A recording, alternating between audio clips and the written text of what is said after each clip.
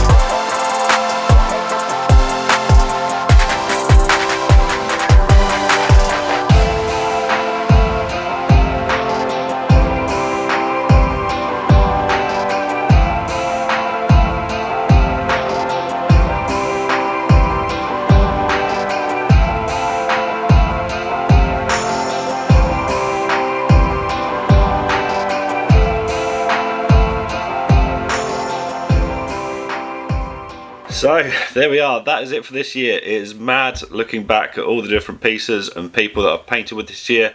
I've met a lot of new cool people, which is really cool.